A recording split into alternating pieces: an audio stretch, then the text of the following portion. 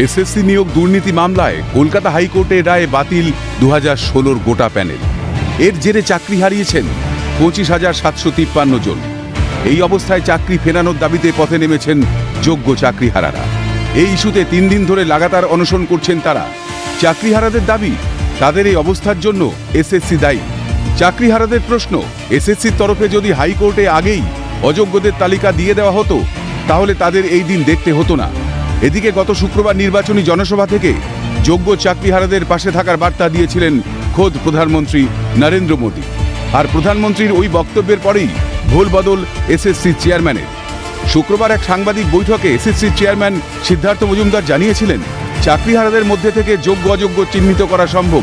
অযোগ্যদের তালিকা দিয়েছিলাম হাইকোর্টের বিশেষ বেঞ্চে, বিতর্কিতদের তালিকা সুপ্রিম কোর্টের কাছেও দেব। স্বভাবতই প্রশ্ন উঠছে যে যোগ্য অযোগ্যদের চিহ্নিত করা যদি সম্ভবই হয়ে থাকে তাহলে এতদিন কেন সেই কাজ করা হয়নি? তিনি বলেছেন, যারা অযোগ্যরা রয়েছেন তাদের তালিকাও দেওয়া সম্ভব এবং সেই তালিকাও এসএসসির তরফ থেকে প্রয়োজনে কোর্টের কাছে পেশ করা হবে। এখানেই প্রশ্ন করছেন যোগ্য চাকরিহারারা, তাহলে এতদিন কেন এসএসসির তরফ থেকে হাইকোর্টে যারা অযোগ্য বা বিতর্কিত চাকরি প্রার্থীরা রয়েছেন তাদের তালিকা প্রকাশ করা হলো না এবং কোর্টের কাছে তা পেশ করা হলো না? প্রধানমন্ত্রীর বক্তব্যের পরেই কেন তৎপর হলো এসএসসি? প্রশ্ন যোগ্য চাকরিহারাদের। বিষয়টি নিয়ে এসএসসির ভূমিকায় একরাশ ক্ষোভ উগরে দেন চাকরিহারারা। হাইকোর্ট 12 বার এসএসসির কাছে চেয়েছিল যে আপনারা অবিলম্বে ওএমআর শিট প্রকাশ করুন, কারা দুর্নীতির সুবিধা পেয়ে ঘুষের বিনিময়ে চাকরিটা নিয়েছেন আর কারা নিজের মেধায় চাকরি পেয়েছেন তাদেরকে আপনারা আলাদা করুন। এটা যদি এসএসসি আগে করতো তাহলে কিন্তু আমাদের এই নরক যন্ত্রণা যে দিশেহারা হয়ে গতকাল আপনারা দেখেছেন আমাদের যোগ্য চাকরিহারারা আচার্য সদন ঘিরে রেখেছিল। আমরা যোগ্য চাকরিহারাদের হয়ে সংগ্রামী যৌথ মঞ্চের তাঁবুর তলায় আজকে অনশন করছি।